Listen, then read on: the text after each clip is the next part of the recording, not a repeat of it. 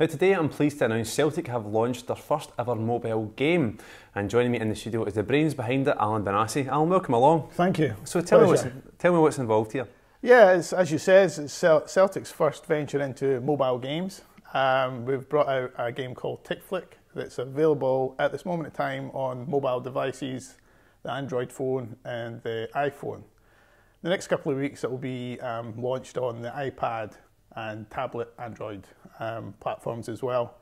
So it's Tic Flick. There's basically 6 different modes in it, ranging from simple flick footballs, and then the challenges get harder as you go through the game. So there's Rip It, where you basically have to rip the net, and there's certain practice levels where you have to spin or hit targets that spin and move about and so on and so forth. So it's really sort of testing your ball bending capabilities. So Alan, tell me about the development of this game. How did it come about? Yeah, it's a conversation that we had with Celtic about 4 months ago.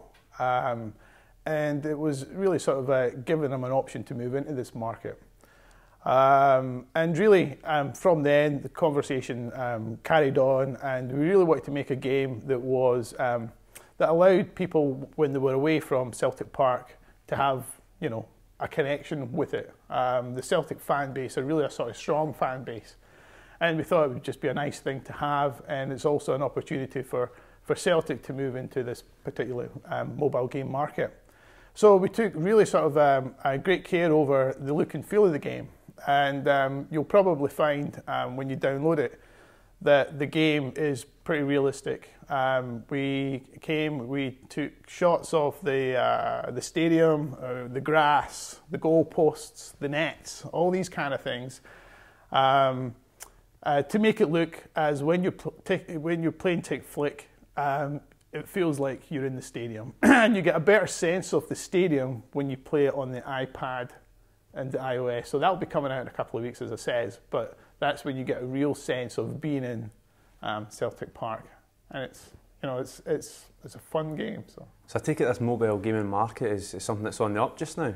It is. It's mobile games have been about for the last 10 years. The technology that we've used in this particular game is basically up there with the best games, and that's really what we want. We want to start to develop a quality product in gaming for Celtic that is basically on a par with anything that you would get from the big development companies.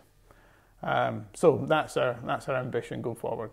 Can you touch a little bit more about the future of this? Because it is a one-player just now, but I understand it can be a 2-player in the future. Yeah, it will be. It's working out is that you as a player play Tic Flick and you flick the ball into the net. We're going to move it on that you'll then have a goalkeeper version, and then there'll be a multiplayer version where you can be the striker, someone else can be the goalkeeper, and someone else can be the defender on the wall.